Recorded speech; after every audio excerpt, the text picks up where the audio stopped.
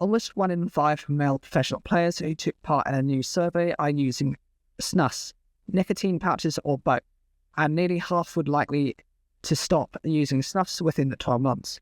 The study by Loughborough University, commissioned by the Professional Footballers Association, PFA, also identified that 2 out of 5 players had tried the pouches at least once. The report suggests that actual usage figures are likely to be higher because players may not want to disclose they used snus, even in an anonymous survey, which is the first research on its specific use in football. As many as 628 male players based at either Premier League or EFL clubs were surveyed, as well as 51 women's Super League players. Of the male respondents, 18% say they currently use snus, while 42% said they had tried the substance at least once. The figures for female players were 22% and 39%, respectively. Nearly half of the men, at 48%, indicate a desire to quit using SNUS in the next year, but just 9% in the WSL. Interviews were also conducted with 16 professional club performance and medical staff. What is snus? Snus is a tobacco product in a sachet, similar to a small tea bag, which is placed under the lip and releases nicotine into the bloodstream. It is illegal to be sold in the United Kingdom, but not against the law to use, while tobacco-free nicotine pouches are legal. Most players use nicotine pouches rather than tobacco-based snus. However, they often refer to the nicotine pouches used in the term snus. Why do footballers use snus? Of the 45 men and 11 women that perceive performance benefit from using snus, 29% and 55% respectively cited improved mental readiness as the key benefit. Of the 84 men and 11 women who replied as to whether they had experienced certain effects, 56% and 36% respectively said snus had helped them relax. It is used most commonly after training and after matches, with one of the performance and medical staff saying players use snus as a coping mechanism. The survey found that pouches are also used as an appetite suppressant, and that users often started using the products in a bid to fit in with other, often more senior teammates. For male players, 56% gave this as a reason, rising to 73% among women. What are the potential negative impacts? The report noted that a review of available evidence suggests snus use is associated with an increased risk of esophagus and pancreatic cancer in comparison to non-smokers, and to an increased risk of cardiovascular disease. There is also strong evidence of an association between snus use and mouth lesions. A majority of male players, 58%, and more than 3/4 of female players, 86%, in the study said they had not previously received any information about snus. In March 2023, the PFA said a growing number of players were using snus, with some receiving help for addiction.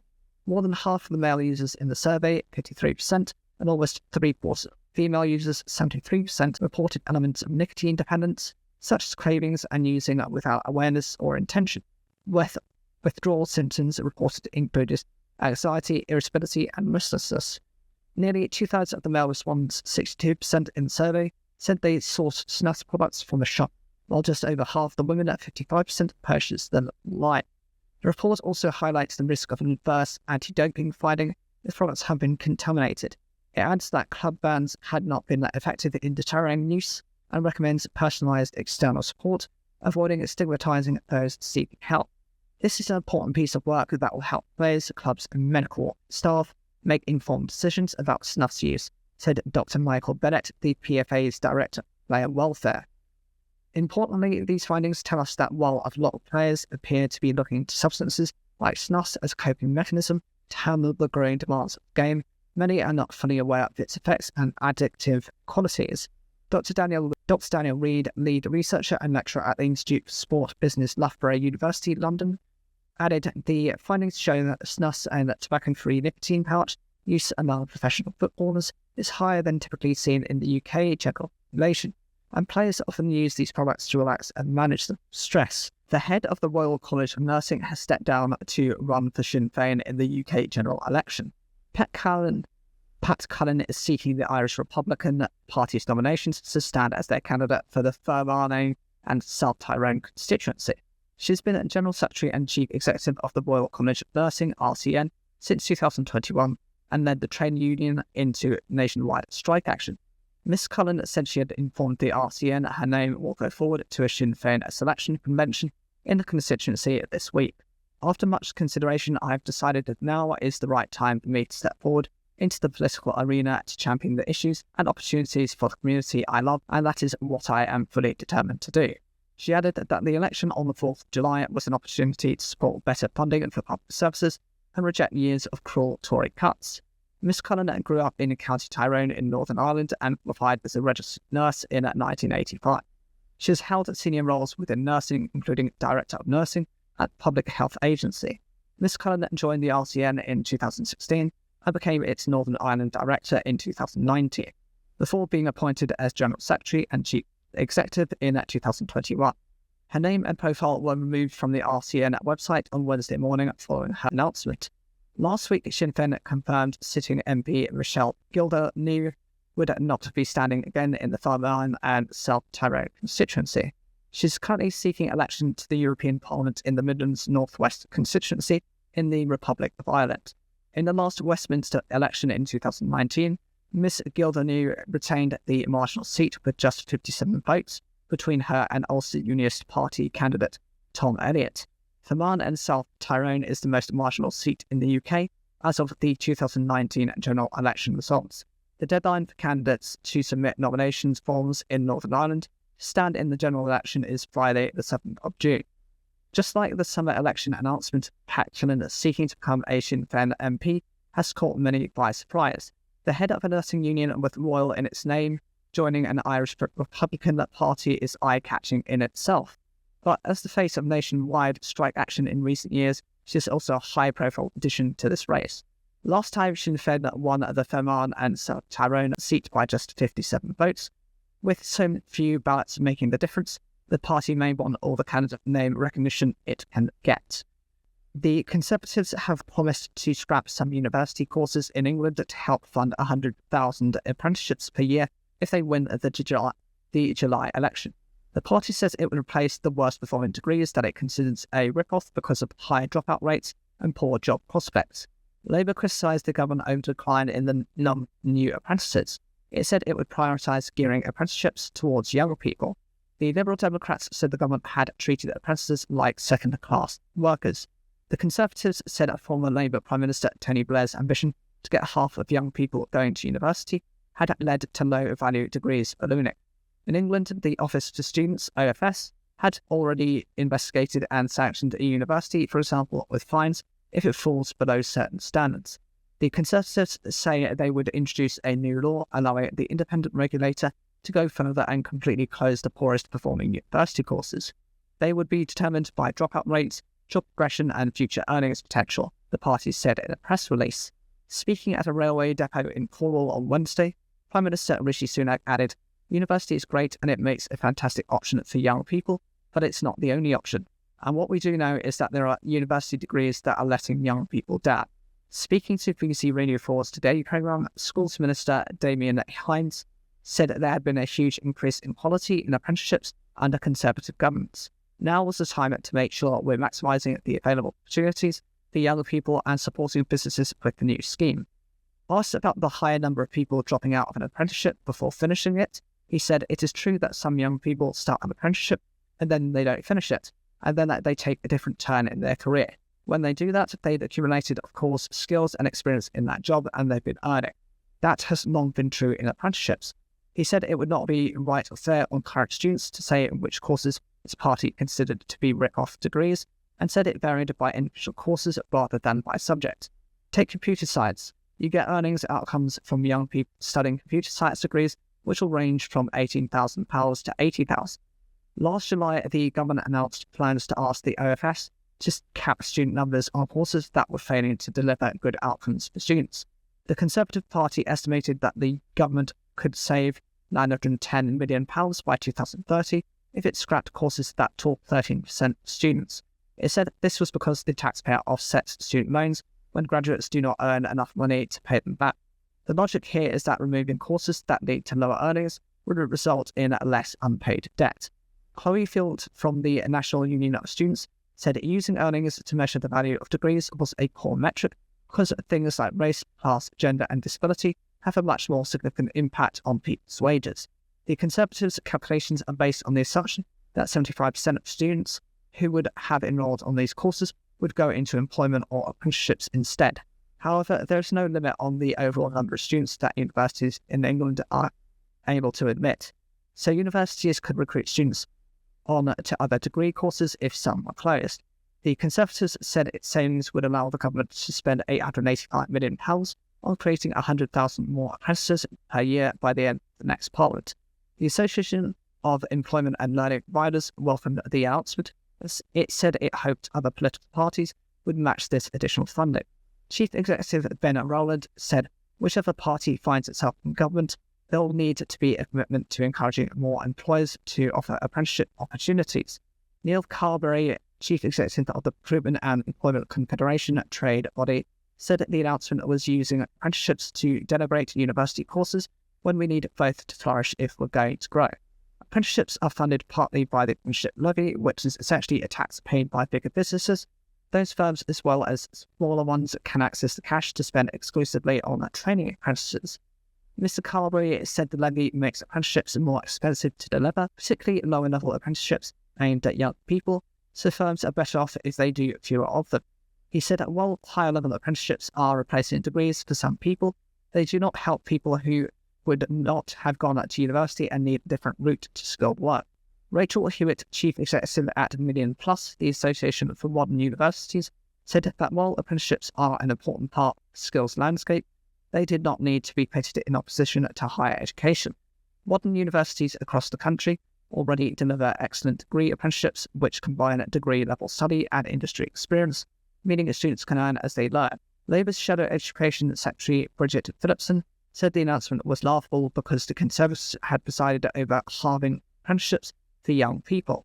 She reiterated her party's promises to introduce technical excellence colleges aimed at training workers for local industries and to reform the apprenticeship levy into a growth and skills levy, which the party says would allow visitors to spend up to half of their levy payments on more flexible training courses. Manira Wilson, education spokeswoman for the Liberal Democrats, said the Conservatives had broken the apprenticeship system and urgent reform is needed. The shockingly low pay for those on apprenticeships will remain, doing nothing to encourage more people to take apprenticeships up or tackle soaring dropout rates. There are no UK-wide figures for the number of apprentices, but the number has fallen over time in England. Total new apprentices fell from 509,400 in 2015 to 16 to 321,400 in 2020 to 2021. It has risen slightly since the pandemic, reaching 337,100 in 2022 to 2023. The government has said it wants more young people to start apprenticeships. Last year, 23% of new apprentices were under 19. Overall, the number of young people starting apprenticeships fell from 131,400 in 2015 to 2016 to 65,200 in 2020 to 2021, rising to 77,700 in 2022 to 2023. Dropout rates in England are about 1 in 2. Just over half, 54.6% of apprentices completed and passed a final assessment in 2022 and 2023, well below the government's 67% target by the end of 2024 to 2025. Junior doctors in England are to stage a 5-day strike in the lead-up to the election in their long-running pay dispute with the government. British Medical Association BMA members will walk out from 7 a.m. British Standard Time on the 27th of June, a week before Election Day. The union said it was taking action as there had been no credible new offer after fresh talks started in mid-May. But ministers accused the BMA of cynical tactics for calling a walkout during the election campaign. The BMA has asked for a 35% pay rise to make up for what it says is 15 years of below-inflation pay rises. Junior doctors received a pay rise averaging nearly 9% in the last financial year. The BMA walked out talks last year, during which an extra 3% pay rise on top was discussed. This will be the 11th walkout by junior doctors in this dispute after their first strike in March 2023. The last one took place in February. It will see junior doctors walk out of all services, with senior doctors having to be drafted in by cover. That will cause huge disruptions to elective services such as routine operations days before the general election. Junior doctors represent nearly half the doctor workforce in the NHS, with 2/3 members of the BMA. BMA Junior Doctors Committee co-chairs Dr. Robert Lawrenson and Dr. Vivek Trivedi said, "We made clear to the government that we would strike unless discussions ended in a pay offer. For more than 18 months, we've been asking Rishi Sunak to put forward proposals to restore the pay junior doctors have lost over the past 15 years. They added, when we entered mediation with government this month, we did so under the impression that we had a functioning government that would soon be making an offer. Clearly, no offer is now forthcoming. Junior doctors are fed up and out of patience. Even at this late stage, Mr. Sunak has the opportunity to show that he cares about the NHS and its workers. Health Secretary Victoria Atkins accused the BMA of a highly cynical tactic by calling the strike during the election campaign. I'm in politics to help patients, not trade unions. Conservative government has taken two tough decisions to keep public spending down to bear down on inflation, which is now back to normal. Strike action by junior doctors has also been taking place in Northern Ireland, with another walkout planned in early June. Walkouts in Wales are on hold as talks take place. Junior doctors have not been on strike in Scotland after they accepted a pay offer from the government there. Stephen Cordery, Deputy Chief Executive at NHS Providers, which represents hospitals, said the news of fresh strike action was a worrying escalation of disputes. This strike will inevitably hit patients hard. As always, trust leaders and their teams will do everything they can to protect patient safety. They will spend countless hours preparing for the walkout, which includes counselling and rescheduling appointments. This is time they would prefer to spend improving patient care and tackling sky-high waiting lists. Nearly 1.5 million appointments and operations have been cancelled because of strike action in the NHS in England at an estimated cost of £3 billion. Consultants, nurses and midwives, alongside other non-medical staff, have all accepted pay offers over the past 12 months in England. The Evening Standard newspaper has announced plans to drop its daily print edition and go weekly. The London paper launched in its original incarnation in 1827 and became free of charge in 2009.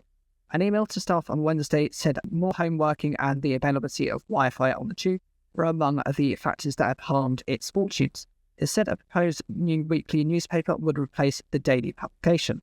The paper's circulation has dropped from 850,000 to 250,000 in the past 5 years, and it has lost £84.5 million over the latest 6 years.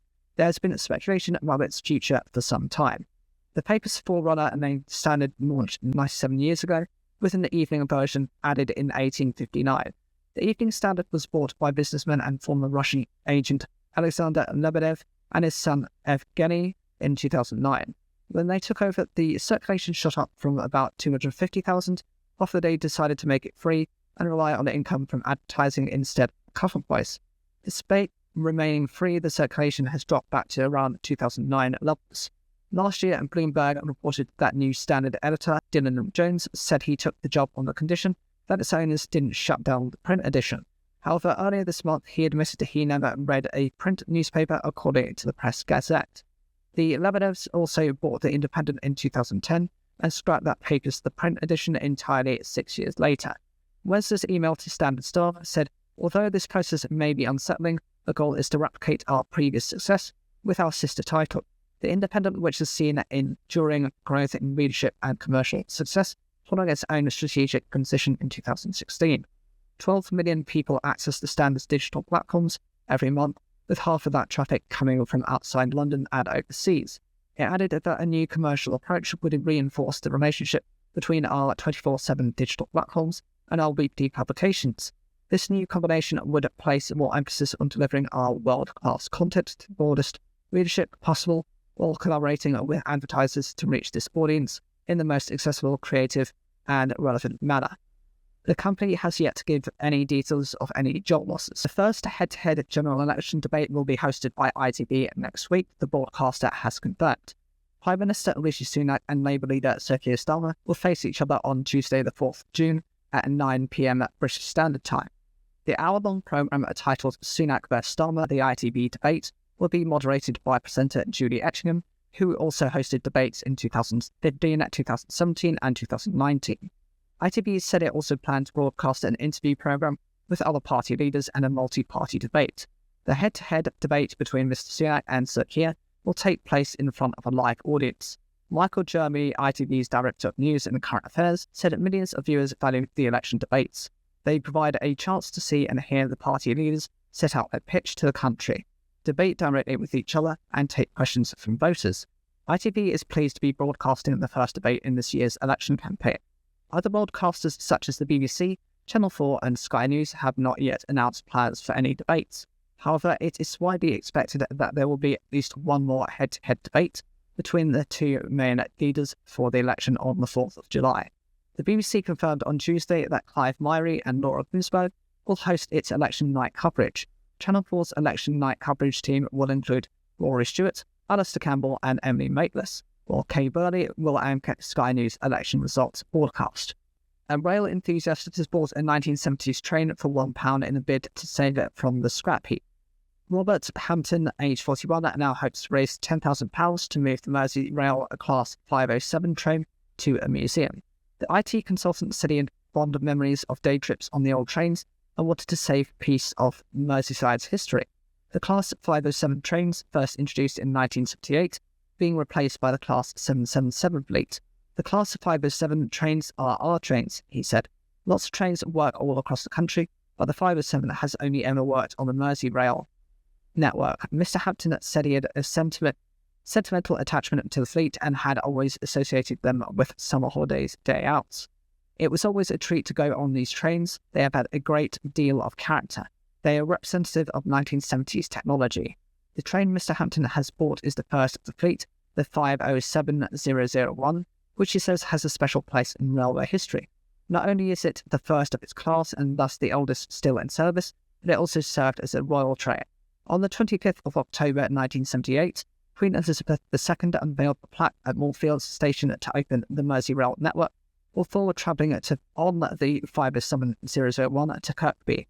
The 507001 was recently restored to British Rail, blue and grey livery to commemorate its long service, which Mr. Hampton said has made it something of a celebrity among rail enthusiasts. The Class 507s were built by British Rail Engineering Limited at Holgate Road Works, York. A number of them have already been scrapped, with the rest to be scrapped within the next 12 months. After setting up the Class 507 Preservation Society, Mr. Hampton approached the Angel Trains with this idea and secured a deal for a nominal £1. He will take ownership of the train in the summer when it is retired. Mr. Hampton has found a home for the unit at the Tanat Valley Railway in north-west Shropshire, but the unit must be moved by road, which will cost in the region of £10,000. Mr. Hampton has launched a crowdfunding campaign. He said he hoped the train could become an educational exhibit in its new home. Mark Hignett from the Nant Mounted Visitor Centre said, "I'm thrilled that a train that carried Elizabeth II is coming to Moor. The area has many historic connections with Liverpool. Lots of the city's water comes from Lake Burn, which is just 20 miles away from us. We look forward to hosting this very special train." An Angel Trains spokesman said Angel Trains is proud to support the Class 507 Preservation Society and has donated the Class 507001 to them. We look forward to seeing Class 507's contribution to the Liverpool City Region's railway history celebrated for generations to come. A Liverpool City Region Combined Authority spokesman said that the authority wished the group well with its campaign. Undisputed heavyweight champion Alexander Usyk and Tyson Fury are set to meet in a rematch on the 21st of December, according to the chairman of Saudi Arabia's General Entertainment Authority. Usyk beat Fury by a split decision to become the first undisputed champion of the full-belt era on the 18th of May. The rematch was said to be in the works for October, but Turkey Al-Aksi says the date has been pushed back to December. The world will watch another historical fight again, Alex added on X. Our commitment is boxing to boxing fans. As it continues, we hope you enjoy it. Usyk, the first undisputed heavyweight champion since Lennox Lewis in 1999, added Fury's WBC belt to his WBA/WBIBF collection when they fought in Riyadh, Saudi Arabia earlier this month. 37-year-old Ukrainian has won all 22 of his professional fights. Alex did not name a venue or destination for the rematch, stated it would take place during Riyadh season. Riyadh season is an entertainment festival held every winter since its launch in 2019, which has hosted a number of high-profile boxing events. The contest would give Britain Fury 35 the opportunity to gain revenge after tasting defeat for the first time in his 16-year professional career against Usyk. It is unlikely that all four belts will be on the line in the rematch, with the IBF planning to strip Usyk as he will not be facing its mandatory challenger next. Usyk and Fury had agreed a 2-fight deal, but there was still some doubts as to whether the rematch would happen. But if Alex says it's happening, then it usually is. So you can start preparing yourself for a Christmas cracker in Saudi.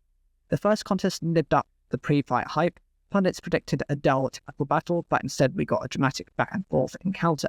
Usyk is one of the smartest fighters in the history of the sport. His ability to read a fight and adapt accordingly is staggering.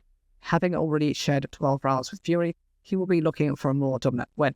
Fury appeared to be in control during the first half of the bout and will feel that with the right adjustments, he can become a three-time world champion. If Usyk is forced to vacate the IBF title, promoter Eddie Hearn has suggested the winner of Philippe Hrgovic and Daniel Dubois, who fight in the Riyadh on Saturday, could face Anthony Joshua for the vacant belt in September at Wembley Stadium. If Fury beats Usyk and Joshua wins the IBF belt, could we see Fury AJ for all of the titles in 2025? The board of the company that owns Royal Mail has agreed to a formal takeover offer for the 500-year-old organisation. Czech billionaire Daniel Kretinsky has confirmed an offer of £5 billion, including assumed debts for the company, which employs more than 150,000 people. The entrepreneur said he had the utmost respect for its history and tradition. The offer includes commitments to retain the name, brand, UK headquarters, and UK tax residency, as well as protections for employee benefits and pensions. Business Secretary Kemi Badenoch, who has yet to meet Mr. Kretinsky, has the power under the National Security and Investment Act to scrutinise and potentially block the deal. Markets seems to think there is a chance the deal will be blocked by the current or any future government, as the shares in Royal Mail's parent company are trading at a discount to the 370 pence a share being offered by Kretinsky. However, others point to the fact that the government did not intervene at a time it could have done so in 2022, when the entrepreneur raised his stake from 22% to the 27.5% shares he already owns. Chancellor Jeremy Hunt has said that any takeover bid for Britain's Royal Mail would be subject to normal national security scrutiny, but it would not be opposed in principle. Shadow Business Secretary Jonathan Reynolds wrote to Mr. Kretinsky 2 weeks ago to stress the historic and crucial role that Royal Mail played in the life and economy of the UK, spitting out undertakings that Mr. Kretinsky's offer should entail. In an update to investors on Wednesday, Mr. Kretinsky said, "I know that owning this business will come with enormous responsibility, not just to the employees, but to the citizens who rely on its services every day. The scale of the commitments we are offering to the company and the UK government reflect how seriously we take this responsibility to the benefit of IDS, employees, union representatives, and all other stakeholders. Royal Mail, which was split from the Post Office and privatised a decade ago, is legally obliged to deliver a one price goes anywhere universal service, which means it has to deliver letters 6 days per week, Monday to Saturday, and parcels Monday to Friday.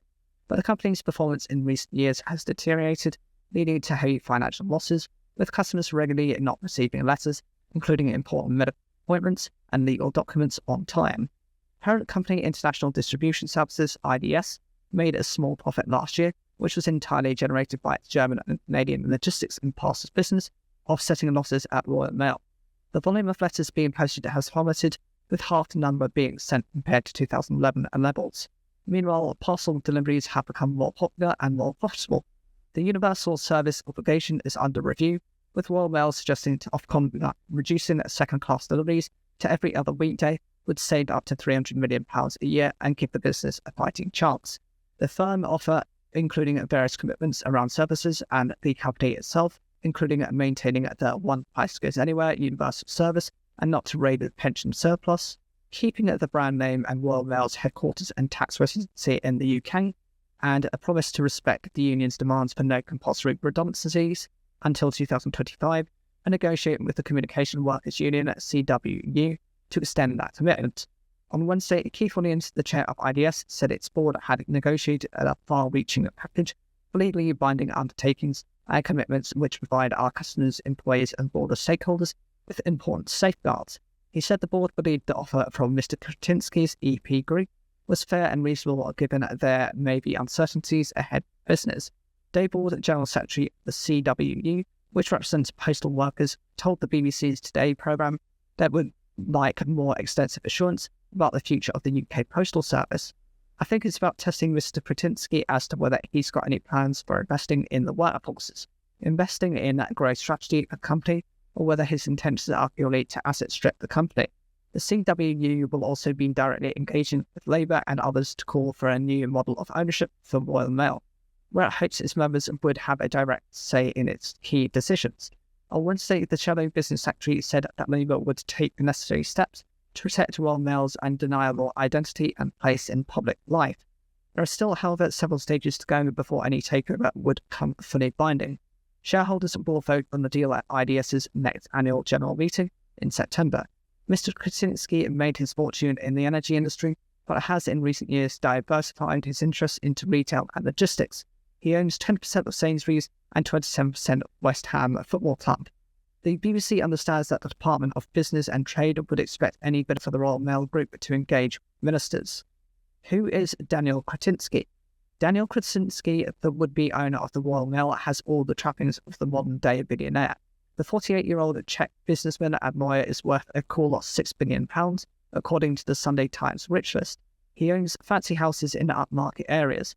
These include Heath Hall on London's Bishop Avenue, aka Billionaire's Row, which he bought for £65 million, and once rented to pop star Justin Bieber for a reputed £25,000 a week. He also spent €21.5 million, or £18.3 million, buying a Parisian townhouse down the road from the Élysée Palace from Russian oligarch and fertilizer magnate Dmitry Robolev and his ex-wife. Mr. Krasinski also owns a share of the Vala private island resort in the Maldives, and like others in his wealth bracket, he has a football club too. These include AC Sparta Prague, as well as Britain's own West Ham, in which he owns a 27% stake. Apparently known as the Quiet Sphinx for his unscrutable style, what's to say about Mr. Krasinski is that he made his money in Central and Eastern European energy via a labyrinthine structure of companies. This includes Eurostream, which transports Russian gas via pipelines that run through Ukraine, the Czech Republic and Slovakia. In the UK, Mr. Krasinski has built up quite a portfolio in well-known brands through Visa Equity Investment, a private firm which is registered in Luxembourg. These include sizable stakes in supermarket group Sainsbury's and the sportswear retailer Foot Locker, as well as international distribution services, the parent company of Royal Mail. Labour leader Sir Keir Starmer has denied Diane Abbott has been barred from standing for the party. Sir Keir said the ex-Shadow Home Secretary's suspension from the party had been lifted, but no decision had been taken on whether she could be a Labour candidate at the election. Earlier, Miss Abbott has said that she had been barred from standing for Labour. She was suspended last year for saying that Jewish, Irish and traveller people do not face racism all their lives. On Tuesday, it was revealed her suspension had been lifted following an investigation. Labour has not yet said who its candidate will be in the North and Stoke Newington seat, which had a Labour majority of more than 33,000 at the last election. The party is currently selecting remaining candidates ahead of a meeting to endorse them next week before nominations legally close on the 7th of June. Reports that Miss Abbott has been banned from standing for Labour first emerged on Tuesday evening, with the MP saying this was correct the following morning. Labour had not denied the reports, but asked about Miss Abbott's claims she had been at campaign visit in Worcester. Later on Wednesday, Sir Keir said, "No, that's not true. No decision has been taken to bar Diane Abbott. It is unclear if his comments are a statement of technical fact. No formal decision about her candidacy will be made until Labour's National Executive meets next week, or a shift in the direction of travel." In a post on X earlier, Miss Abbott said she was delighted to have been readmitted to the parliamentary party. "I'll be campaigning for a Labour victory," she said, "but I am very dismayed that numerous reports suggest I have been barred as a candidate." A spokesperson for left-wing campaign group Momentum said, "We are sickened and disgusted by this news. The way Keir Starmer has treated Britain's first black woman MP is appalling, vindictive and cruel." 6 unions, as left with the TSSA, Unite, the NUM, the Communication Workers Union and the Fire Brigades Union, have also called for Miss Abbott to be confirmed as the Labour candidate for Hackney North and Stoke Newington. Labour launched an investigation in April last year after Miss Abbott wrote in The Observer that Irish, Jewish and traveller people undoubtedly experience prejudice, which she said is similar to racism. The letter added, "It is true that many types of white people with points of difference, such as redheads, can experience this prejudice, but they are not all their lives subject to racism." Miss Abbott apologised and withdrew her remarks shortly after they were published. It was BBC Newsnight who revealed earlier the party's investigation had been completed in December 2023. Labour's National Executive Committee, NEC, issued her with a formal warning for engaging in conduct that was, in the opinion of the NEC, prejudicial and grossly detrimental to the Labour Party.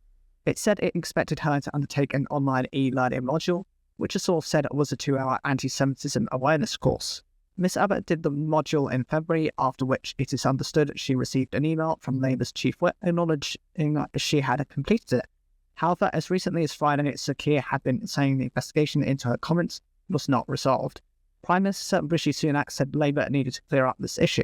The Labour Party has been telling everybody this investigation into Diane Abbott is ongoing. It now appears it concluded months ago. The Scottish National Party said Sir Keir's treatment of Miss Abbott was disgraceful and shows a total lack of judgment. Who is Diane Abbott? First black woman to be elected to Parliament in 1987 as MP for Hackney North and Stoke Newington in East London. After a long career on the backbenches, she was promoted to Ed Miliband's front bench following her unsuccessful bid to become Labour leader in 2010. Previously held the post of Shadow International Development Secretary and Shadow Health Secretary. A close ally of former Labour leader Jeremy Corbyn, she was appointed as his Shadow Home Secretary in 2016, a position she held until 2020. Meanwhile, former Labour MP Graham Jones, who was suspended from the party in February over comments he allegedly made about Israel, also said that this has now been lifted. Mr Jones had been selected as Labour's candidate to hold the seat he previously held until 2019, but it is not clear if he has been reinstated for the upcoming election. Mr Corbyn, who was suspended as a Labour MP in 2020 for saying the scale of anti-Semitism within Labour's ranks had been dramatically overstated by his opponents, has confirmed he will stand against the party. He will contest Islington North, which he has held since 1983, as an independent candidate. Former WeWork boss Adam Newman said he is moving on after trying to buy the bankrupt company that specialises in shared office spaces. Mr Newman had revealed his interest in buying the firm earlier this year, reportedly offering a sum of $500 million, £391 million. At the time, he accused the firm of resisting the idea despite its financial issues. WeWork recently submitted a plan to emerge from bankruptcy, which it said would help reduce its rent burden by billions of dollars.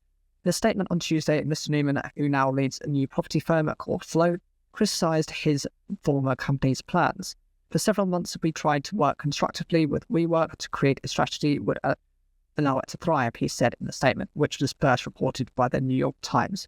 Instead, the company looks to be emerging from bankruptcy with a plan that appears unrealistic and unlikely to succeed.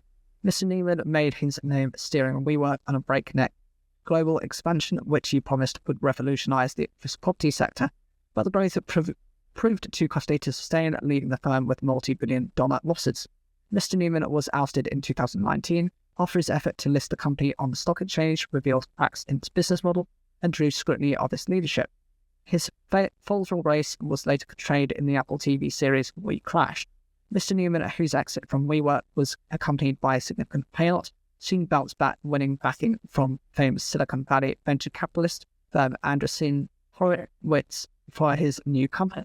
But WeWork, once privately valued at nearly $50 billion, £39 million, and hailed as the future of the office, continued to struggle, especially after the pandemic shut down offices and gave rise to remote work, often from home. It filed for bankruptcy last November, seeking court protection as it tried to reduce its rent burden. Microsoft has torn up the rules of big video game launches by announcing its most eagerly awaited new title, Call of Duty Black Ops 6, will be available straight away to subscribers of its Game Pass service. Traditionally, gamers have had to hand over significant sums of money upfront to buy big new releases outright. With the latest edition of Call of Duty, they will now have the option to pay a much smaller monthly subscription instead. Games industry biz head Christopher Dring has said it was a significant move for Microsoft and the industry. The tech giant has previously made games available to Game Pass subscribers on launch day, such as 2023's much-anticipated Starfield, but has never done so with a release anywhere near as significant as Call of Duty.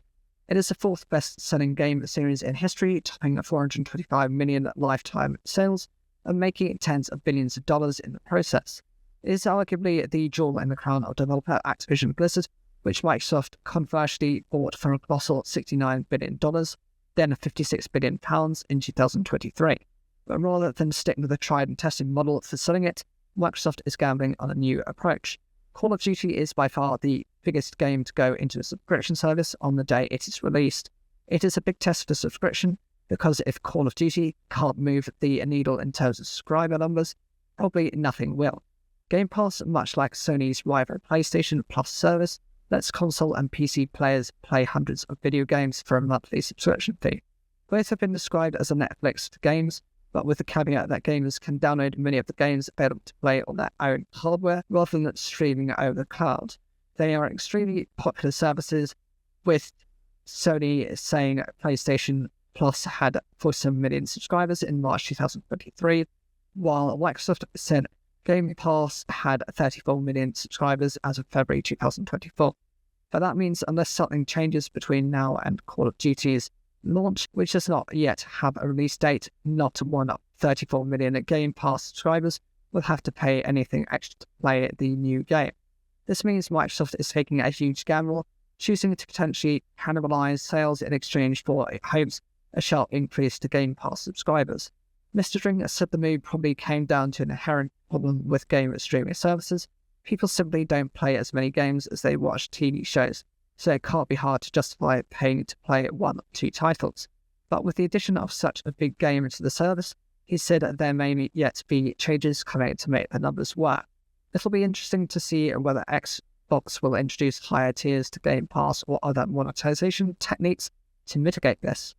One element which is unclear in this Microsoft announcement is whether gamers will be allowed to stream the new Call of Duty game, or if they'll be forced to download it.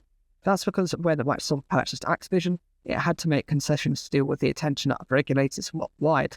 In order to get the deal past UK regulators in particular, Microsoft agreed to give French game publisher Ubisoft the rights to distribute Activision's games on the console's PCs.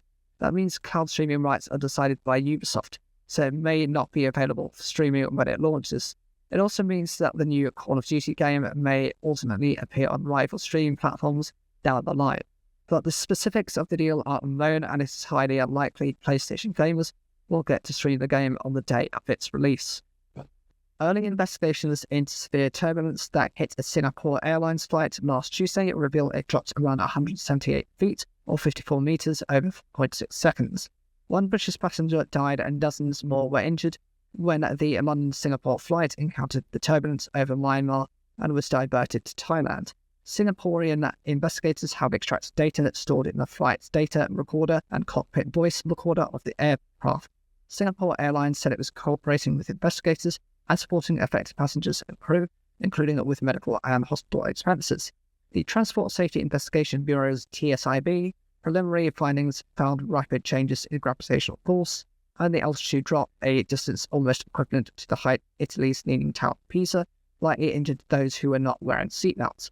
It said the flight operated as normal until it probably flew over an area of developing convective activity while passing over the south of Myanmar, 37,000 feet, or 11,300 meters. The rapid changes in G over 4.6 seconds durations resulted in an altitude drop of 178 feet, or 54 meters, from 37,362 feet to 37,184 feet, the TSIB report said.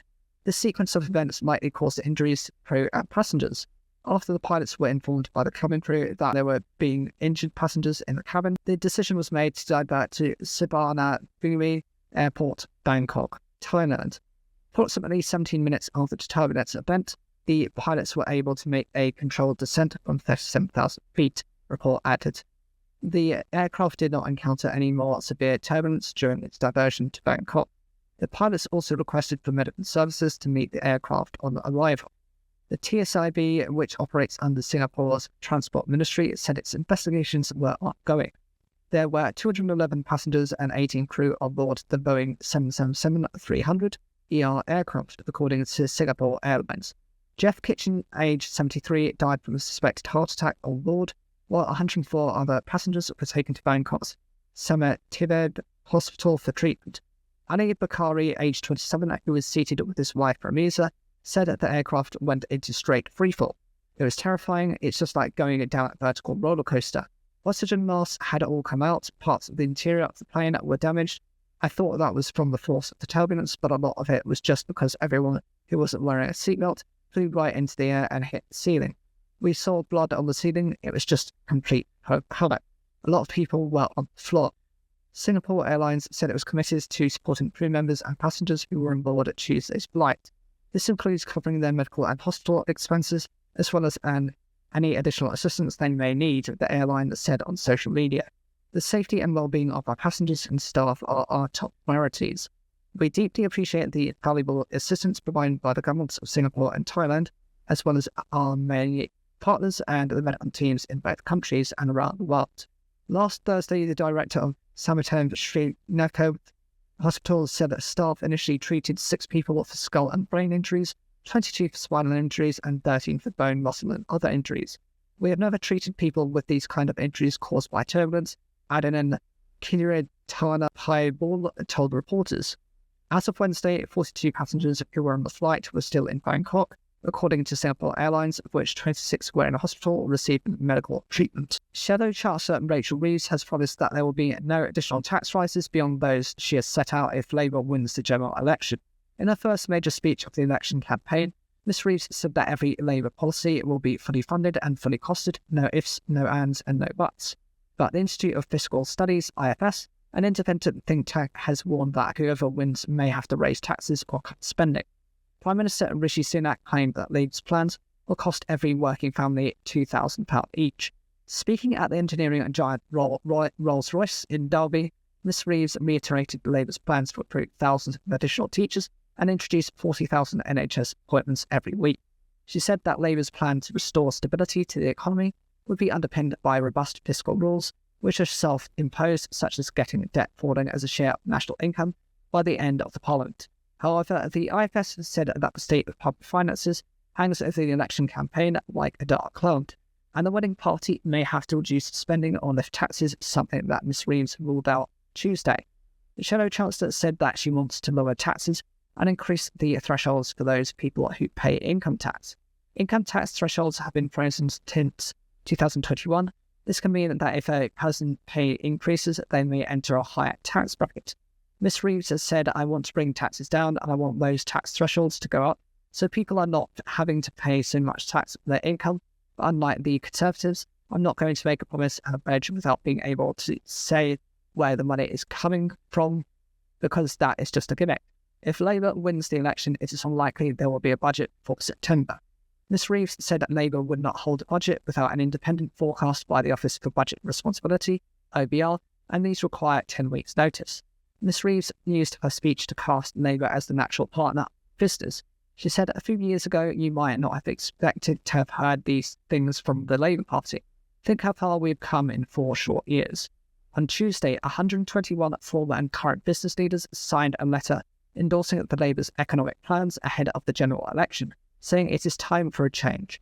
In a letter published in the Times newspaper on Tuesday, 121 founders, chief executives and former leaders at a range of financial services, retail and manufacturing firms said Labour has changed and wants to work with business on long-term growth.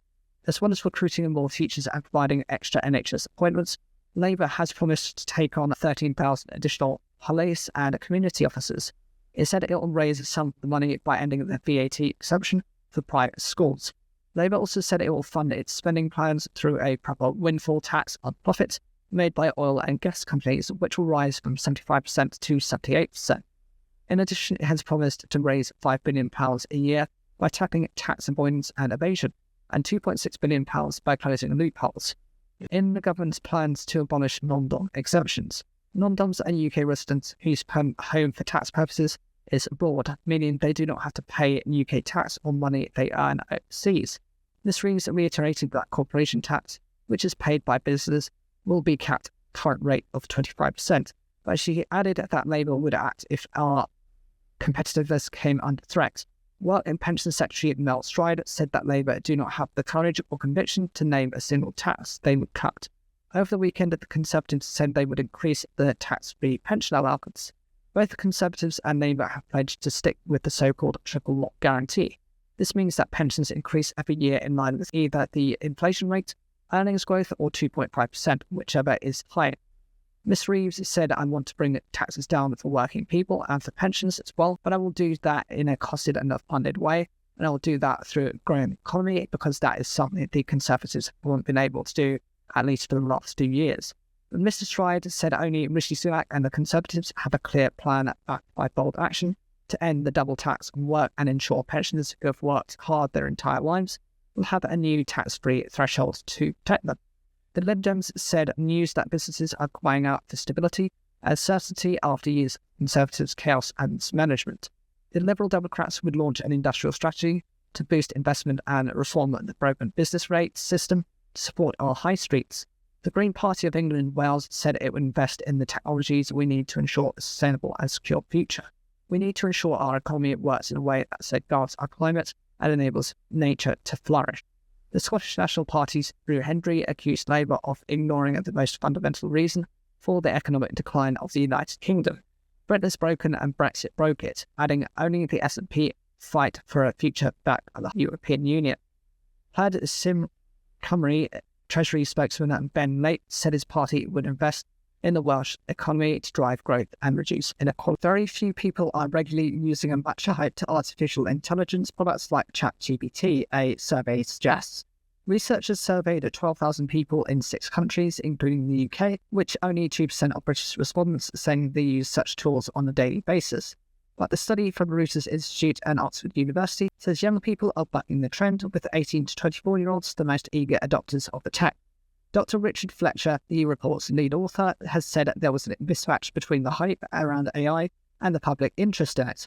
The study examined views on generative AI tools, the new generation of products that can respond to simple text prompts with human-sounding answers as well as images, audio, and video. Generative AI burst into the public consciousness when ChatGPT was launched in November 2022. The attention OpenAI's chatbot attracted set off an almighty arms race among tech firms who ever since have been pouring billions of dollars into developing their own generative AI features. What is AI? However, research indicates that if for all the money and attention lavished on generative AI, it is yet to become part of people's routine internet use. Large parts of the public are not particularly interested in generative AI, and 30% of people in the UK say they have not heard of any of the most prominent products, including ChatGPT. The new generation of AI products has also sparked an intense public debate about whether they will have a positive or negative impact. Predicted outcomes have ranged from the optimists, from boost to economic growth, to the discovery of new life-saving drugs. The pessimists, meanwhile, have gone so far as to suggest the tech is a threat to humanity itself. This research attempts to gauge what the public thinks, finding the majority expects generative AI to have a large impact on society in the next 5 years, particularly for news, media, and science. Most said they think generative AI will make their own lives better, and when asked whether generative AI will make society as a whole better or worse, people were generally more pessimistic. People's hopes and fears for generative AI vary a lot depending on the sector. People are generally optimistic about the use of generative AI in science and healthcare, but more wary about it when being used in news and journalism, and worried about the effect it might have on job security. He said the research showed it was important for everyone, including governments and regulators, to apply nuance to the debate about AI. The findings were based on responses to an online questionnaire fielded in 6 countries, consisting of Argentina, Denmark, France, Japan, the UK, and the USA. Sarah needed some hot chocolates. She had one of those days, so wandered into a home bar store. Within less than a minute, I am approached by a store worker who comes up to me and says, "You're a thief, you need to leave the store." Sarah, who wants to remain anonymous, was wrongly accused after being flagged by a facial recognition system called FaceWatch. She says after a bag was searched, she was let out of the shop and told she was banned from all stores using their technology. I was just crying the entire journey home. I thought, oh, will my life be the same? I'm going to be looked at as a shoplifter when I've never stolen. FaceWatch later wrote to Sarah and acknowledged it had made an error. FaceWatch is used in numerous stores in the UK, including Budgeons, Sports Direct, and Costa, to identify shoplifters. The company declined to comment on Sarah's case, but did say its technology helped prevent crime and protect frontline workers. Home Bargains too declined to comment. It's not just retailers who are turning to the technology. On a humid day in Bethnal Green in East London, they joined the police as they positioned a modified white van on the high street. Cameras attached to its roof captured thousands of images of people's faces. If they matched people on the police watch list, officers would speak to them and potentially arrest them. Unflattering references to the technology liken the process to a supermarket checkout, where your face becomes a barcode. On the day they were filmed, the Metropolitan Police said they made 6 arrests with the assistance of the tech. That included 2 people who breached the terms of their sexual harm prevention orders, a man wanted for grievous bodily harm, and a person wanted for the assault of a police officer. Lindsay Chiswick, Director of Intelligence for the Met, has said the tech speed was extremely helpful. It takes less than a second for the technology to create a biometric image of a person's face, assess it against a bespoke watch list, and automatically delete it when there is no match. They spoke to several people approached by the police who confirmed that they had been correctly identified by the system. 192 arrests have been made so far this year as a result of it. But civil liberty groups are worried that its accuracy is yet to be fully established and point to cases such as Sean Thompson's. Mr. Thompson, who works for the youth advocacy group Street Fathers, didn't think much of it when he walked by a white van near London Bridge in February. Within a few seconds, though, he was approached by police and told he was a wanted man. That's when I got a nudge on the shoulder saying at that time I'm wanted. He was asked to give fingerprints and held for 20 minutes. He said he was let go only after handing over a copy of his passport, but it was a case of mistaken identity. It felt intrusive. I was treated guilty until proven innocent. Silky Carlo, director of Big Brother Watch, has filmed the police on numerous facial recognition deployments. She was there the night Sean Thompson was picked up by police. My experience observing live facial recognition for many years is that most members of the public don't really know what live facial recognition is. She says that anyone's face who is scanned is effectively part of a digital police lineup. If they trigger a match alert, then the police will come in, possibly detain them and question them and ask them to prove their innocence. The use of facial recognition by the police is ramping up. Between 2020 and 2022, the Metropolitan Police used live facial recognition 9 times. The following year, the figure was 23. Already in 2024, it has been used 67 times, so the direction of travel is clear. Champions say that misidentifications are rare. The Metropolitan Police say that around 1 in every 33,000 people who walk by its cameras is misidentified, but the error count is much higher once someone is actually flagged. 1 in 40 alerts so far this year has been a false positive. Michael Whittle, head of research at the Ada Lovelace Institute Research Group, believes the technology is so new that the laws have not yet caught up. I think it's absolutely a Wild West at the moment.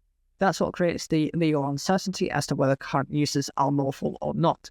In Bethnal Green, although some people said that they were worried about the use of the tech, a majority were supportive if it helped tackle crime. That leads to another question about the technology. Will it help in the long run? As people get more used to seeing white vans parked on busy high streets, or people who know they are wanted by police simply get wise to the cameras and avoid them, while shoplifters hide their faces. Ms. Carno says society needs to guard against facial recognition becoming normalised. Once the police can say this is okay, this is something that we can do routinely, why not put it into the fixed camera networks? This is the dystopian future that civil liberty campaigners are most afraid of, a China-style mass surveillance state.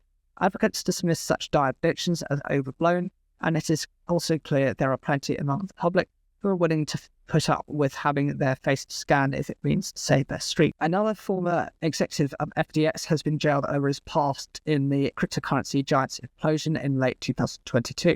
Ryan Salam, who was the co-CEO of FTX's Bahamian subsidiary, was sentenced to 90 months in prison, US federal prosecutors said. Salam, who is a top lieutenant to Sam Bankman-Fried, the bankrupt crypto exchange founder, pleaded guilty in September last year to violating political campaign finance laws and operating an illegal money transmitting business. Earlier this year, Bankman-Fried was sentenced to 25 years in prison for stealing $8 billion, £6.3 billion from FTX customers. Salam's involvement in 2 serious federal crimes undermined public trust in American elections and the integrity of the financial system, Damian Williams, U.S. Attorney for the Southern District of New York, said in a statement. A jury found Salam guilty in November last year on 7 fraud and conspiracy counts stemming from FTX's failure. Prosecutors have called it one of the biggest financial frauds in U.S. history. Salam's sentence was lower than the 5 to 7 years that prosecutors had sought. In addition to the prison term, he was sentenced to 3 years of supervised release and ordered to pay more than $6 million in forfeiture and more than $5 million in restitution. Salam was one of 4 former top executives from Bankman-Fried's companies, pleaded guilty to charges along with former Alameda Chief Executive Officer Caroline Ellison, former FTX Technology Chief Gary Wang, and former FTX Engineering Chief Nishad Singh. FTX was one of the world's largest crypto exchanges before its demise, turning Bankman-Fried into a business celebrity and attracting millions of customers who used the platform to buy and trade cryptocurrency. Rumours of financial trouble sparked a run on deposits in 2022, precipitating the firm's implosion and exposing Freud's crimes. He was convicted by a New York jury last year of charges including wire fraud and conspiracy to commit money laundering. After a trial that detailed how he had used customers' money to buy property, make risk donations, and put toward other investments. A union representing thousands of workers at Samsung Electronics has called the first strike at the South Korean technology giant since it was first founded 5.5 decades ago. The National Samsung Electronics Union says it will hold a one-day protest while asking all its members to use their paid leave on the 7th of June and has not ruled out a full-scale strike in the future. The union says it has about 28,000 members, accounting for more than a fifth of the company's total workforce. Samsung Electronics says it will continue to negotiate with the union. "We can't stand persecution against labour unions anymore. We are declaring a strike in the face of the company's neglect of labourers," a union representative said during a live-streamed news conference. Samsung Electronics management has been in talks with the union since the start of this year over wages, but the two sides have so far failed to strike a deal. The union has demanded a 6.5% pay rise and a bonus paid to the company's earnings. Samsung Electronics is the world's largest maker of memory chips, smartphones, and televisions. Analysts have warned that a full-scale strike could affect the firm's computer chip manufacturing and impact the global supply chains of electronics. Samsung Electronics is the flagship unit of South Korean conglomerate Samsung Group. It is the biggest of the country's family-controlled businesses that dominate Asia's fourth largest economy. Samsung Group was known for not allowing unions to represent its workers until 2020, when the company came under intense public scrutiny after its chairman was prosecuted for market manipulation and bribery.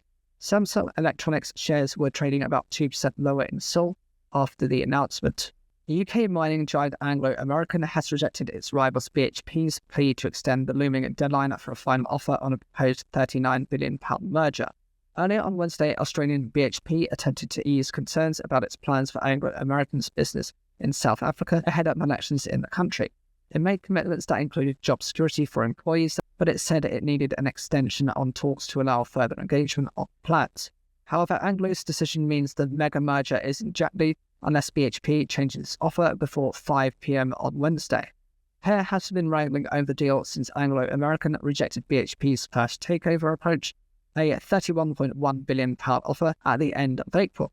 Anglo then rejected BHP's second £34 billion offer at the start of May and its third offer of £38.6 billion last week, but some Anglo shareholders urged the company to keep negotiating. Anglo and the South African government have also cited concerns about BHP's proposal to spin off the South African businesses.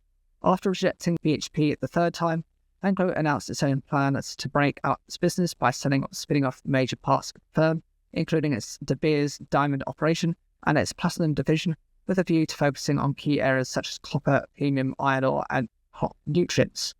BHP has made a series of proposals it said it would keep for at least 3 years to ease Anglo's concerns. These include maintaining current staff levels at Anglo's Johannesburg office, keeping BHP listed on the Johannesburg Stock Exchange, and showing the cost of increased South African employee ownership if required to secure regulatory approvals. However, Anglo said that BHP's offer still includes the same highly complex and unattractive structure as the proposals previously rejected on the 26th of April 2024 and the 13th of May 2024. Speaking to the BBC's Today programme on Wednesday before Anglo's update, Ben Davis, head of mining at analyst Liberium Capital, said there was not really much meat on the bones of BHP's proposals. He added that they amount to continuation of its commitment to South Africa rather than an improvement. He also expressed sadness about the prospect of another listed UK company being snapped up by an overseas business. To see Anglo American gone from the London Stock Exchange would certainly be a loss. WhatsApp boss Will Cathcart has hit back at claims from Elon Musk that the messaging app exports your user data every night. Posting on X, Mr. Cathcart said the allegation was simply not correct, pointing to the fact that WhatsApp messages are end-to-end encrypted, meaning they can't be read by the company at all. Diane Abbott, artificial intelligence chief at parent company Meta, has also weighed in that using a more industrial language in his post attacking Mr. Musk's claims. On another Meta platform, Threads, Mr. Lacan also levelled further criticism at Mr. Musk, accusing him of making contradictory and unrealistic claims about artificial intelligence and spewing conspiracy theories on his own social media platform. Mr. Musk has a well-established reputation for getting himself into online rows, from submariners to sacked former employees. In this case, Mr. Cathcart is right to say only the sender and recipient of a WhatsApp message can read its contents. In fact, the firm's commitment to encrypting messages is so significant that it previously said it would rather be blocked in the UK than weaken the encryption it uses. Mr. Musk's vague language simply saying that user data was being uploaded could however be interpreted to refer to metadata, the extra bits of information that's sent alongside the actual message. WhatsApp messages are end-to-end encrypted, but user data is not only about messages, said security researcher Tommy Misk in a post on X. That also includes the metadata such as user location, which contacts the user is communicating with, the patterns of when the user is online. It is known that WhatsApp doesn't share some metadata with other platforms Meta owns, but this does not include messages. One area of particular concern has been WhatsApp's sharing data with other Meta companies, said Dr. Tristan Henderson, lecturer in computer science at the University of St. Andrews. This does include sufficient metadata for these Meta companies to make suggestions and show personalized adverts, which in itself shows what metadata can reveal. The WhatsApp privacy policy specifically states that the firm will use some user data for showing relevant offers and ads across the Meta company products. Google's new artificial intelligence AI search feature is facing criticism for providing erratic, inaccurate answers. Its experimental AI overviews tool has told some users searching for how to make cheese stick to pizza better that they could use non-toxic glue. The search engine's AI-generated responses has also said geologists recommend humans eat 1 rock per day. A Google spokesperson has said that they were isolated examples. Some of the answers appear to be based on Reddit comments or articles written by a satirical site, The Onion. They have been widely mocked on social media, but Google insisted the feature was generally working well. The examples we've seen are generally very uncommon queries and aren't representative of most people's experiences. The vast majority of AI overviews provide high-quality information, which links to dig deeper on the web. It said it had taken action when policy violations were identified and was using them to refine systems. It is not the first time the company has run into problems with its AI-powered products. In February, it was forced to pause its chatbot Gemini, which criticized for its word responses. Gemini's forerunner Bard also got off to a disastrous start. Google began trialing AI overviews in search results for a small number of logged-in UK users in April, but launched the feature to all US users at its annual developer showcase in mid-May. It works by using AI to provide a summary of search results, so users do not have to scroll through a long list of websites to find the information they're seeking. It is built as a product that can take the legwork out of searching, though users are warned it is experimental. However, it is likely to be widely used and trusted because Google Search remains the go-to search engine for many. According to web traffic tracker StatCounter, Google's search engine accounts for more than 90% of the global market. It is still fundamental to the way in which Google makes its money and a service the firm needs to both protect and future-proof. Many industry experts agree that more focused AI-driven search is the way forward, despite the power-hungry text environmental price tag. Why wade through pages of search engine results and adverts to find information if a chatbot can give you a single definitive answer? But this only works if you can trust it. So-called hallucinations by generative AI tools are not just a problem for Google. As the world's largest search engine, it gets more scrutiny. In one baffling example, a reporter Googling whether they should use gasoline to cook spaghetti faster was told no, but you can use gasoline to make a spicy spaghetti dish and given a recipe. We don't know how many searches it got right because they're less funny to share on social media, but AI search clearly needs to be able to handle anything thrown at it, including at the more left field. While firms are facing a similar backlash over their attempts to cram more AI tools into their consumer-facing products, the UK's data watchdog is looking into Microsoft after it announced a feature coming to its new range of AI-focused PCs that would take continuous screenshots of their online activity. And ChatGPT maker OpenAI was called out by Hollywood actress Scarlett Johansson, who using a voice likened to her own, saying she turned down its request to voice the popular chatbot. Tesla boss Elon Musk says he opposes US tariffs on Chinese electric vehicles, EVs, just days after President Joe Biden quadrupled levies on the EVs imported from China. Neither Tesla nor I asked for these tariffs, the multi-billionaire told a technology conference in Paris via video link. Mr. Musk's comments are at odds with the warning he made in January that Chinese car makers would demolish competitors from countries if there were no trade barriers. Last week, the White House said new measures, including a 100% tariff on EVs from China, were a response to unfair policies and intended to protect US jobs. In fact, I was surprised when they were announced. Things that inhibit freedom of exchange or distort the market are not good, Mr. Musk said on Thursday. Tesla competes quite well in the market in China with no tariffs and no differential support. I'm in favour of no tariffs. Mr. Biden has maintained a number of tariffs on China that were introduced by his predecessor, Donald Trump, while increasing trade pressure on Beijing. Last week, Mr. Biden vowed to not let China unfairly control the market for electric vehicles and other key goods, including batteries, computer chips, and basic medical supplies. China said it was opposed to the tariff hikes and would take retaliatory measures. This week, China launched an anti-dumping probe into imports of widely used plastic from the US, EU, Taiwan, and Japan. The announcement from the Ministry of Commerce that it will investigate imports of polymethylene copper, which is used in electronics and cars, was seen as a signal that China will hit back in its trade disputes with the US and Europe. Also this week, China signaled it could hit cars with large engines imported from the EU and ES. EU and US with tariffs as much as 25%. China Chamber of Commerce to the EU said it had been told about the potential move by what it called insiders. The European Commission EC, which oversees the EU's trade policies, has given itself a 4th of July deadline to decide whether to impose measures against imports of Chinese-made EVs. Every 2 weeks, Zoe Godrich scrapes the black mold off the walls of her children's bedrooms. She says her house now resembles a squat. It's absolutely heartbreaking because I can't provide for my children's basic needs of a safe, warm home. The mold took over after she had her Swansea home fitted with cavity wall insulation 3 years ago. She says that within weeks, water was constantly running down the walls like a little waterfall.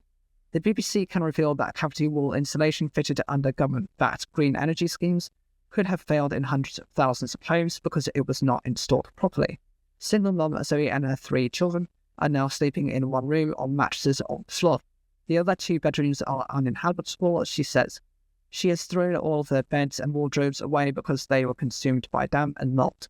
She shows a photograph of her 6-year-old daughter's baby doll covered in black mold, which she had been. One of her daughters takes several medications for asthma. Her son has eczema so severe his cracked skin bleeds. She says that they were not on these medications before the insulation was installed. The NHS says that damp and mold can lead to respiratory illnesses and skin conditions. David Walter is a building surveyor who has been inspecting insulated homes all over the UK for more than 25 years. He visited Zoe's home in April and said the installation had been botched and the extraction hadn't been done properly either. He says that there is nothing unusual about what has happened to Zoe's home. The industry is motivated by money. They get government grants for doing this work.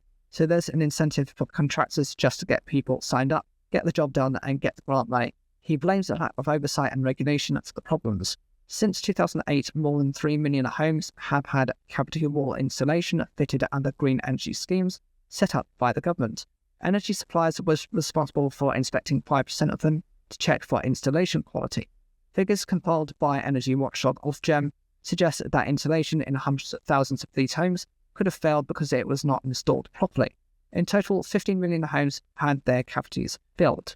A year after the problems began, Zoe went on a merry-go-round of companies and organisations to try to get help. She began in early 2022 with Installers UK, which carried out the installation work. The company insisted the installation was to blame and then it went bust. The firm has said that the problems were caused by a hole in the roof, although it cannot provide a copy of the pre-installation report to confirm this.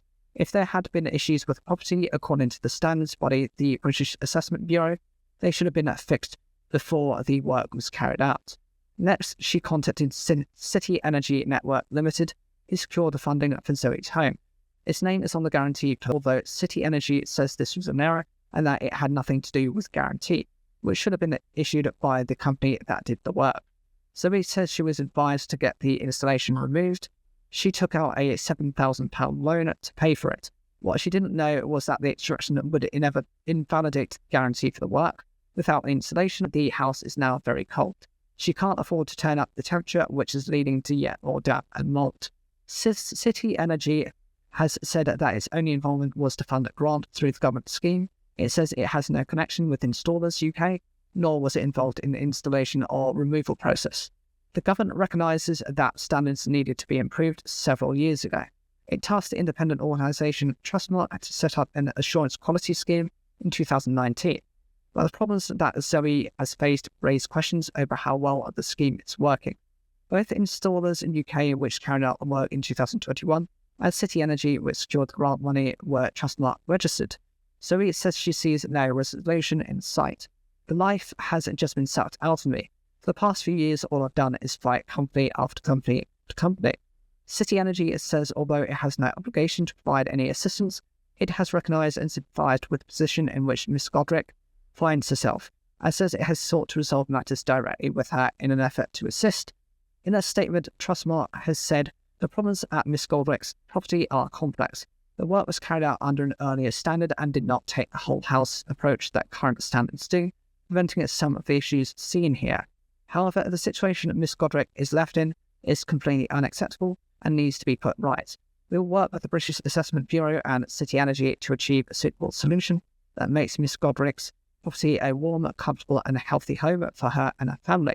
The Department for Energy, Security and Net Zero declined to comment, but referred them to a ministerial statement in February that said the government is committed to protecting all consumers, undertaking home retrofit work as well as improving the overall consumer journey. Criminals are selling guides on social media on how to carry out sextortion. The guides show people how to pose as young women online, trick a victim into sending sexually explicit material and then blackmail them. On Tuesday, Olamide Shanu appeared in court in London. He is believed to be part of a gang that made £2 million from blackmailing adults and children online. Last month, the National Crime Agency issued an alert to schools across the UK, warning against the dangers of sextortion. Experts say there's been a sharp rise in children falling victim to sextortion carried out by gangs based in West Africa, mainly Nigeria. In the UK, 2 British teenagers are known to have taken their own lives since October 2022 after becoming victims of sextortion. Paul Ruffle, an intelligent professional and expert on sextortion, describes the phenomenon as a massive threat to children. Internet scammers over these past 2 years found out that they can get very rich very quickly by scamming an untapped market, and that's teenagers. Mr. Raphael pointed out that adults have been targets for sextortion for years, and now teenage boys are among the most vulnerable. They are finding their victims by going on social media platforms and searching for high schools and youth sports teams, and then following or friending. They have found that guides on how to carry out crime are openly for sale in videos posted online. It is described in detail how to set up untraceable phone numbers, create fake social media profiles, and use secure payment methods. Some boast about the number of people they have blackmailed. One wrote that a victim paid him regularly every Friday. Lucy's 14-year-old son fell victim to a sextortion gang this year. Although he had not sent any images himself, the blackmailers mocked up a compromising picture and in a text threatened to share it. It was a message basically saying, "Don't shut us down. If you don't send us money in 24 hours, we'll send a picture to all your contacts." He was shell-shocked and he was literally physically shaking. The teenager had already paid the blackmailers £100, but with his parents' help, he shut down the account and the phone. He never heard from the blackmailers again. If he hadn't been at home that morning and they hadn't been in the kitchen, and if he hadn't talked to her, I don't know how it would have played out for him. The US authorities have applied to extradite Mr. Shanu, who appeared at Westminster Magistrates Court. The 33-year-old is wanted in the state of Idaho on charges of extortion, money laundering and cyberstalking. The charges relate to 4 victims, one of whom was a child. Investigators believe there may be hundreds of victims over a 3-year period. Mr. Raphael says the big tech companies are not doing enough to stop sextortion. This crime has really exploded on Instagram and Snapchat over the past 2 years. These platforms need to aggressively go after these criminals. Snapchat said we've been ramping up our efforts to combat it, including a reporting option specifically for threats to leak sexual content and in education for teens. In a statement, Meta, which owns Instagram, said it offered a dedicated reporting option so people can report anyone threatening to share private images. We default teens under 18 in the UK into private Instagram accounts at sign-up, which hides their followers and following lists, and into stricter default messaging settings. TikTok said that the platform was designed to be inhospitable for those intent on causing harm to teens, and we do not tolerate any content or behavior promoting sextortion.